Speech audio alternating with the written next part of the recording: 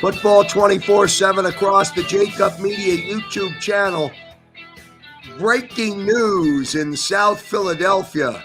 NFL insider John McMullen returns from MGM Grand in Las Vegas, makes it back to Philadelphia, and finds himself in a whirlwind of moves and changes and adjustments. And Gardner Minshew is now QB2, and there's all kinds of stuff, Johnny Mac. And I want to make sure that we get your perspective and your deep dive on the game. But let's get everybody up to speed. We're live coming out of the Nick Sirianni press conference, and we're bringing you this here on. We're coming here on the JAKIB Media YouTube channel.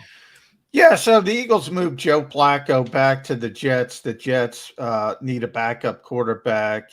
Zach Wilson's gone down with a PCL injury. So it made a lot of sense from their perspective. And we've talked about where the Eagles are in this particular season at 2-5.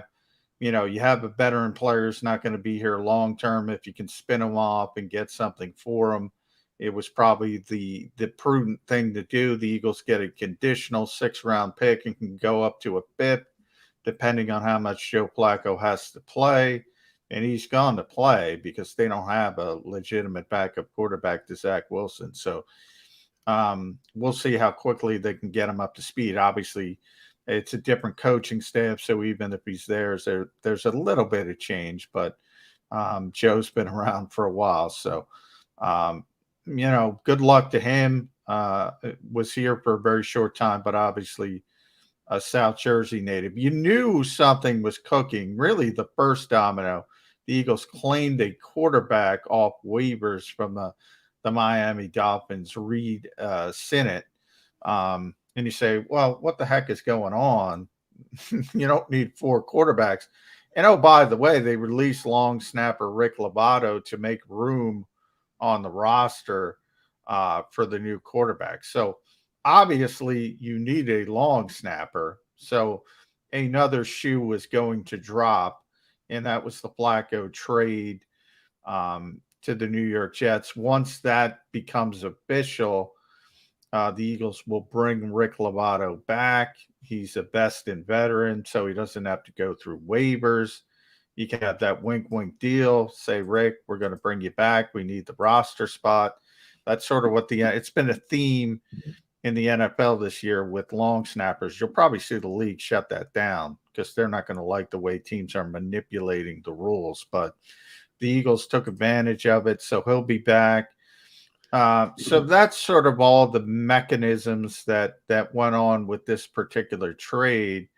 And obviously it opens the door for Gardner Minshew to be the 2nd-string quarterback, dressed every game, a play away, and he's getting closer and closer. And, you know, last question for Nick Sirianni's press conference, which was pushed back twice because of this trade. That was the reason. So all the conspiracy theorists can calm down. He wasn't getting fired. He wasn't having difficult discussions. The Eagles were just in the midst of this wrangling and this trade, and we're going to hold off until it was completed and Nick Sirianni could talk about it. But as far as Gardner Minshew, you know, Nick Sirianni said he's not considering a quarterback change at this point. But if Jalen Hurts continues to play the way he has over the past number of weeks, that will change quickly. And now we got, I wouldn't say a quarterback controversy, but at least the inkling. So that should excite Xander Krause a little bit. The inkling of, look, if things don't turn and turn dramatically pretty quickly, we're going to see Gardner Minshew at some point. The only question is when. Well, we're 2-7 or 2-5, 7 games in. Oh, don't get him to 2-7, Krause. I can't recall one time during the first 7 weeks where the call was out there from the fan base for Joe Flacco. but I can already hear the call for QB2 Gardner Minshew. This takes the lid off the bottle pretty quickly, John. Well, it might from the fan base. I don't think it takes, the Eagles aren't planning on starting Gardner Minshew at this particular point or anything of that nature. The difference is pretty obvious, though, in the fact that, as I said, Joe is 36 years old. I mean, obviously, he's not a long-term answer here with the Jets or anywhere else. Gardner Minshew's 25 years old. He's got technically a lot more experience than Jalen Hurts. He's got 21 career starts in Jacksonville, and was able to do some nice things as far as putting together statistics. But it's the same thing. It's. I talk about this all the time with Jalen Hurts. People look at his statistics; they're not that bad. They're but you see it week after week. You give up 30 consecutive points in the guts of the game when the game is being decided and it's a 30-7 football game. Well, I don't care about anything that happens after that. There's no sense of urgency from the Raiders' standpoint. They're letting their foot off the gas a little bit. And this has happened on more than one occasion in fourth quarter. Same thing happened against Tampa Bay. Same thing happened against Dallas to a certain extent. A little bit against Kansas City. For lack of a better term, a lot of garbage time yardage for this team. A lot of garbage time statistics, which are meaningless to me. But I will say, same thing happened to Gardner Minshew in Jacksonville. They didn't win a lot of games, Krause. Let's see, of those 21, well, Jacksonville, you started 9 games last year. Jacksonville won 1 game. I mean, there's not a lot of winning with these two quarterbacks. And look, I said it yesterday on the post-game show. I'm going to say it today on Football 24/7. It's becoming clearer and clearer each day. The long-term answer at quarterback for the Philadelphia Eagles isn't here yet. And, it's going to be tough to get me off that thought, because I can't see either of these two players changing the Eagles' thought process at this point. Football 24/7 with NFL insider John McMullen. Don't forget to like, share, and continue to subscribe. Thanks very much for tuning in to the JAKIB Media YouTube channel all day. And then, of course, tonight live now here with Football 24/7 with John McMullen. I do want to get some game day, a deep dive thoughts from you, John McMullen, about the game last night. You certainly had a full day of travel to process. I'm sure a lot of different thoughts that we'll hear from a little bit tonight and then throughout the week. But I do want to ask you a little bit more about Nick Sirianni's press conference today. At some point, the conversation outside of the fishbowl needs to boil into the water, and Nick needs to start to address himself being questioned. For example, the call yesterday, should he have accepted the penalty? Should he have not accepted the penalty? What is your thought about it? Well, I don't think look, I don't have a problem with either. I have a problem with the execution. I talk about it all the time. Obviously, if you're, and this is kind of what upset Fletcher Cox. He didn't like the defense called on the play. You're talking about, whatever it was, third, I don't have it in front of me, 3rd and 13 versus 4th and 3, whatever it was going to be. Now, the problem, the disconnect, and Nick answered this question, the disconnect was people saw that that Las Vegas was essentially giving up. They were sending that they were not going to go for it. Now, Nick's thought process was, if that was us, we would go for it. We would go for it. And that's why I wanted to push him back. Now, at that point, Clete Blakeman, who was the official, got it wrong. Nick was yelling at him, saying, no, we want to take the penalty. And by that point, you have this convolution of people seeing Las Vegas indicating they weren't going to go for it. And that's where all the disconnect comes from. He took accountability for it, and he also said he'd do it again. So, when you're 3rd and 13, you got to get off the field. You can't play a football game. And I get where people are saying, look, this defense hasn't performed. People are completing Derek Carr 90% of his passes, 90 plus, 80% for 4 different quarterbacks, 80 or more. You can't assume, if you're going to play a football game with the assumption you're giving up 3rd and 13, well, you're going to lose the football game. That's what you play for. That's what you play for on defense, 3rd and long, to put the offense in a difficult situation, whether they're going to punt the football, not convert, or even better things, trying to press the football, interceptions, turnovers, things like that. That's where you want an offense in 3rd and long. So I think everybody is missing the bigger point here. The fact that they can't get off the field in 3rd and long. It's the way this league is going. You saw the Eagles. It was 4th and 1. It was really 4th and inches at their own 29, 30-yard line, whatever it was. They didn't want to give up the possession, and they converted, to their credit. You go back last year, forget about 5 years ago, they would have punted that football. 95% of the teams, more than 95, would have punted the football. Now people don't want to give up possessions. So when you're 4th and 3,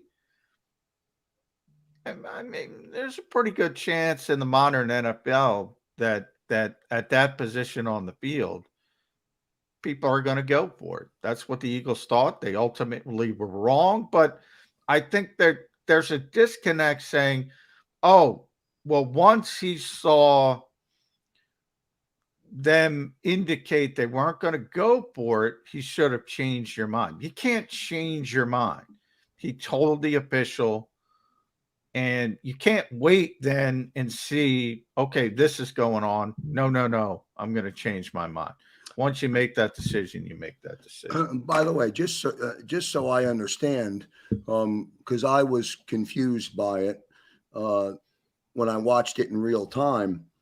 How does the official make the call if he's not being told that they're declining the penalty? Like, how does that happen? He just assumed that they were declining the penalty. Do you know? Well, no, because we didn't have it wasn't as big as a controversy. It's probably only a controversy in Philadelphia because they got blown out of the game. Now, say for instance, that cost the Eagles the game, and it was a close game, and that was the play that shifted gears, and everything turned on it.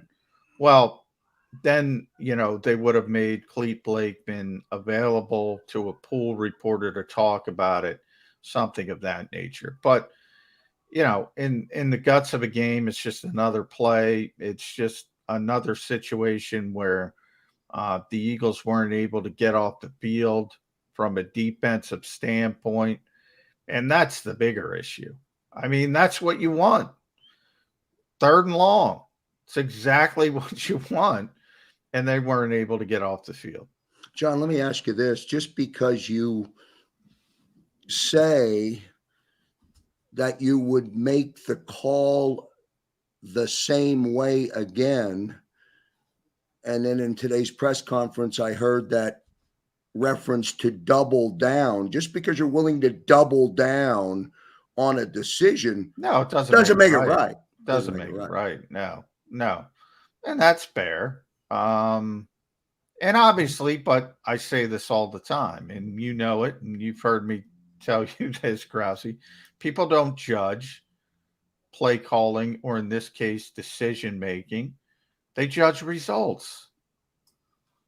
If the result was good, nobody would care. Nobody would care. People would have maybe risen an eyebrow and said, "Oh, I would have, I wouldn't have done that. I would have kept it at fourth down." But the bigger problem, which to me too many people are missing, is okay, you have them in third and long. Even if you think it's a bad decision, get the hell off the field. Fletcher Cox, you think it's a bad defense. You got third and 13 here, get them the hell off the field. That to me is the bigger problem, by far the bigger problem. John, what do you make of the Fletcher Cox statements after the game yesterday? I mean, you've been around. You've been around a lot of great players. You've interviewed and been in a lot of locker rooms where leaders have been frustrated based on what's happening. You have to have, I'm sure you do, a reaction when you hear Fletcher Cox come out and say what he said. Now, to me, that sounded a little bit more than just frustration. I don't know. I don't deal with the players. You do. You deal with the stars and you deal with the 53rd player on the roster. So. But when Fletcher speaks in that tone, to me, there's something there. For him to say it, there's something there. Yeah, I mean, I've been talking about that far before he visibly showed his frustration on the podium. It's clear he doesn't like playing in this defense. And, you can see both sides of it, to be honest. Fletcher's had a lot of success under Jim Schwartz in that system. He likes it. He'd prefer to play that system. And he's not playing that system. On the other hand, a lot of these same fans, they didn't like Jim Schwartz and the way he played defense. So it's one of those things where, let's be honest, everybody wanted Doug Peterson fired. Now they want him back. Now you see the other end. Everybody wanted Jim Schwartz fired. He didn't get fired. He left on his own accord, but he's gone. Now everybody sees the other side of the fence. They want Jonathan Gannon fired, Nick Sirianni fired. At what point does it stop? You have to let people grow, especially with young coaches. I don't know what people were expecting. This is a very young coaching staff. There was going to be growing pains. I've been talking about this since day one. There was going to be growing pains. You're now living through those growing pains. But would you say the growing pains are yielding progress, or the growing pains, are turning this team into a dumpster fire? I don't think this team is a dumpster fire. I would have to, I don't think, I think there's overreaction. I mean, look, I thought this team would be 2-4. They were 2-4. At Las Vegas, thought it was a winnable game. Turned out to be not a winnable game. They did not play well at all outside the first drive, basically. And again, I don't even care. Once it's 30-7, I don't want to hear about garbage time points and garbage time yardage. I don't care about that. So I'm not making that excuse and saying it's better than it was. No, they were destroyed out in Las Vegas. They were never in that football game once the Raiders took control. So it was a bad performance. They don't have a ton of talent. They don't have great personnel. They don't have a great quarterback. It's tough to win consistently in this league without a great quarterback. I mean, look at Derek Carr versus Jalen Hurts. Derek Carr is not great. He's good, solid quarterback. It's hard enough to win with a guy like that. Now, go out and win with a guy who's not performing at the game's most important position. It ain't easy. One player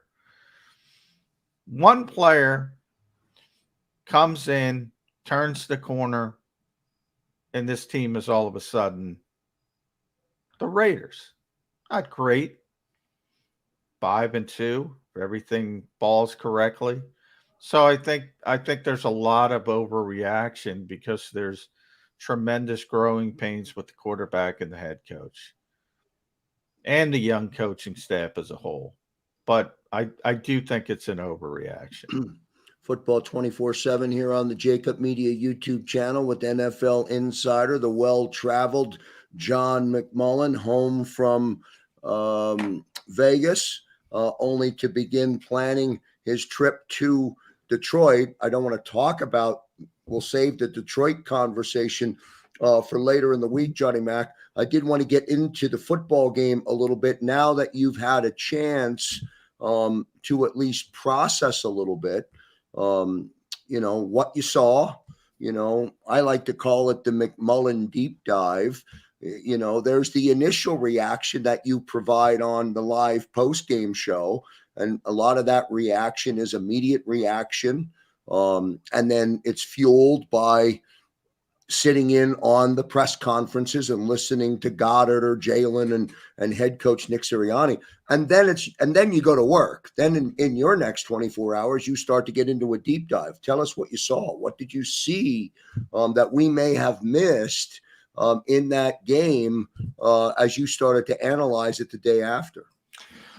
Well, I'll tell you what I didn't like, and I didn't like the desperation. I talked about the 4th and inches and not wanting to give up a possession deep in your own territory, but it worked. So people people don't care.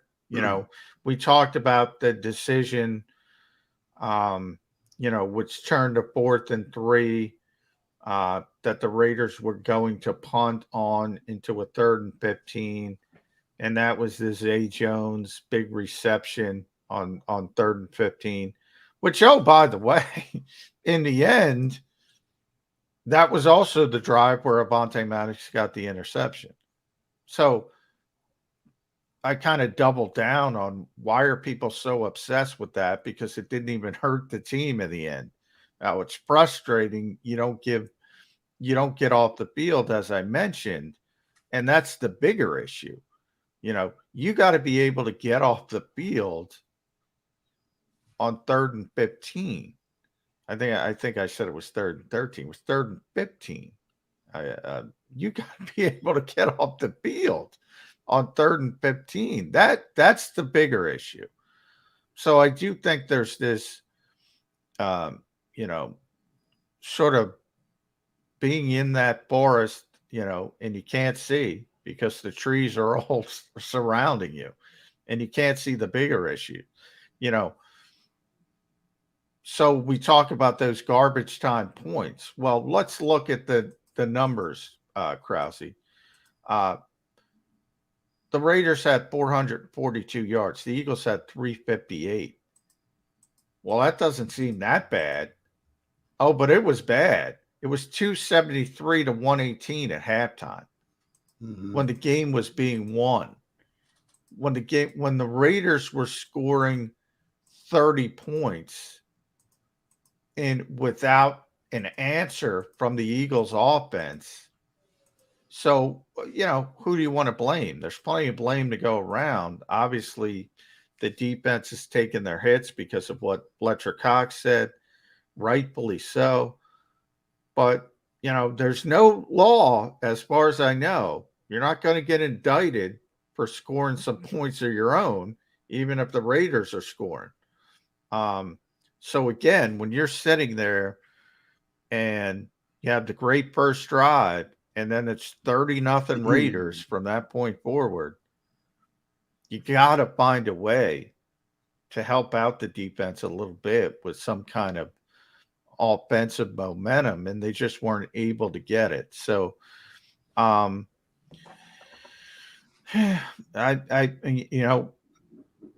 give me 3 players and I can turn this team into 5-2. Give me a quarterback and give me 2 linebackers, and this team goes from 2-5 to 5-2 overnight.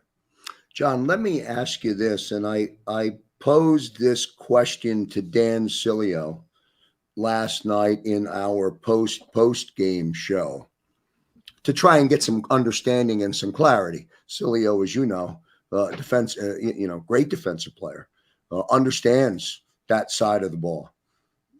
Jonathan Vilma, whether you like him as an analyst or not, is begging on air last night during the game. He's pleading for the defense to do something, to change up, to blitz, to do something, to stop being so vanilla, to do something to change the narrative that was unfolding in front of him, what he was watching. Why not? Why didn't they? Well, I will say this about defensive players, and whether it's Dan or Jonathan Vilma or Seth Joyner, who gets very emotional, all defensive players want to be aggressive. All of them, every single one of them. It's not always the best decision. People say, well, how can you play this defense? Well, Tampa Bay played this defense and won a Super Bowl and had one of the greatest defenses of the generation, just playing simple cover 2 on basically 90% of their snaps. But you had Warren Sapp up front. You had Derek Brooks, might be the best cover 2 linebacker in the history of the NFL. You had Rondé Barber, you had John Lynch, you had Hall of Famers at all 3 levels of that defense. I don't think anybody be complaining about that Tampa Bay defense, who plays more cover 2 than the Eagles. So the point that you can't succeed playing the way the Eagles play, that's not true. That cover 2's been around for a long time. I don't like it personally. Same thing with RPOs. I don't like it. I'm like a lot of people. To me, it is too easy for the great quarterbacks. And by great quarterbacks, I mean Tom Brady's, the Peyton Mannings. Because remember, the goal is, and the Eagles have more often than not succeeded. They came into that game second in the NFL as far as giving up the least amount of explosive passing plays. I don't think people realize that. Second in the NFL. They don't give up big plays. That was Tampa Bay's goal back in the day. Don't give up big plays. And if you're forcing offenses to go 10-play drives, 13-play drives, 15-play drives against Warren Sapp and Derek Brooks and John Lynch, they're going to make a mistake. And they made mistakes. And they made a lot of mistakes. The Eagles are trying to do that, and they don't have that personnel. So you see the 10-play, 13-play, 15-play drives. And when Tom Brady does it, it doesn't really upset me, because Tom's going to take what you give him. He's going to just go methodically down the field, and he's going to beat that every time. And then you might have something and say, okay, yeah, you got to change things up against Tom Brady. against some of these other quarterbacks, Derek Carr, who, as I said, is a good quarterback, not a great quarterback. Even Dak Prescott, very good quarterback, not Hall of Fame quarterback, although some people think he's on that route. It's a little bit more disappointing. It's a little bit more disappointing when you're seeing just good quarterbacks being able to consistently march down the field and take whatever they want. The problem is he doesn't have the linebackers. He's got nobody for run support. He's got nobody for pass coverage. Defense is a personnel issue, completely a personnel issue. But Rodney McLeod had the best quote, because Rodney McLeod said the same type of thing as Fletcher Cox. You know, you got to play the defense that is called, and you got to make that call aggressive from your perspective as the player's perspective. You know, in other words, you got to perform. You got to perform. So Jim Schwartz played cover 3. People didn't like it. Jonathan Gannon plays cover 2. People didn't like it. The most honest thing Jonathan Gannon has ever said, and he said it on more than one occasion, everybody runs the same stuff. How do you execute that stuff? That's the key. You can blitz. Good luck. Who are you going to blitz? Alex Singleton? Gerard Avery? Eric Wilson? Go blitz. See how you like the 60-yard touchdown. Well, it might get them off the field a little bit quicker, at least, and get the offense a couple more cracks. Is that good? Is that offense being on the field? Is that a good thing? Well, what, this offense or an offense in general? No, this offense. I mean, people have made that argument. Well, give up. That's Kansas City's argument. Kansas City says, all right, we'll give up the big play because we're going to score. Not this week. And they're not playing. But at their height, and really the best example would be the greatest show on turf, Rams. The Rams didn't care. The Rams did not care. They would turn the football over. All right, we're just going to go down. We're going to shove it down your throat because we're so explosive offensively. It doesn't matter to us. Kansas City was able to do that. This team's not capable of doing that. 180-yard pass play, you saw it with Tyreek Hill. It breaks their back. I mean, they can't play from behind. So, what I said on the postgame show to Derek and Mark and Devin was, at least I understand what Jonathan Gannon is trying to accomplish. I understand it. I don't understand what Nick Sirianni on the offensive side of the ball is trying to accomplish. Well, Nick, maybe it's just the limitations of the quarterback. I think that's the case. You better hope it's the case if you're an Eagles fan, because I've said this pretty consistently for a number of weeks. If it isn't, and it's just that there is no plan, there is no identity, there is no understanding of what this offense is, that's worse than just I can't do much with the quarterback I have. NFL insider John McMullen here on Football 24/7 across the JAKIB Media YouTube channel. Johnny, let me get one more thought, and I appreciate you working through this live hit on the JAKIB Media YouTube channel. Head coach Nick Sirianni is going to tell you that the buck stops at his door. He's the head coach, or as you've referred to, the head coach is the CEO. Is Nick Sirianni know what he's doing? When you watch the game, John, do you think, I'm not talking about making a mistake and learning on the job. I'm talking about his football IQ to be a head coach in the National Football League. What do you think?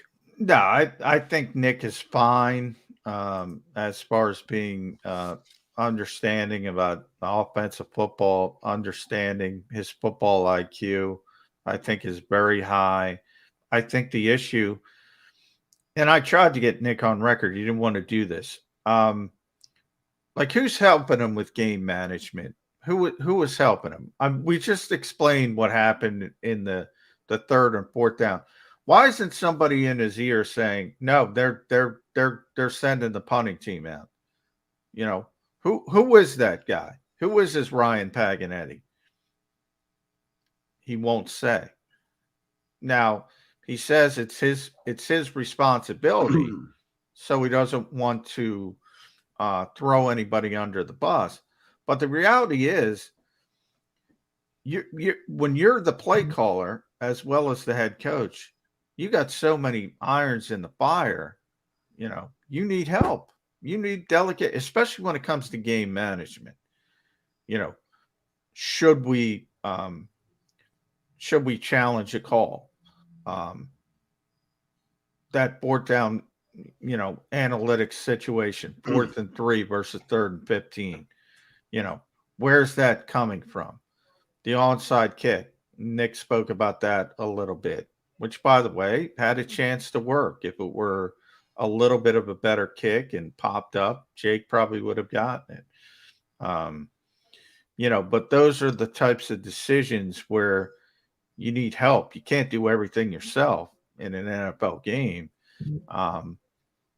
I'd like to tell you I know how he's delegating, who's helping, who's doing this, who's doing that. But Nick isn't as honest about that kind of stuff as Doug Peterson was, where, Doug would tell you at least, off the record, who's doing what, who's helping me with this, and Ryan was designated the game management coach. He had each assistant helping him with the game plan, specific parts of it. A certain coach handled 2 minutes, 4 minutes, third down package. Obviously, Jeff Stoutland, the running game. Nick certainly has people helping him, but he admits he's got to delegate a little bit better. And I think that point, and that's part of the on the job learning aspect of being a head coach in the NFL. There's no primer. There's no starter class. There's no, it's not like college where you have the 100 classes and then you go to the advanced classes. No, you're thrown into the fire and you learn on the job or you don't.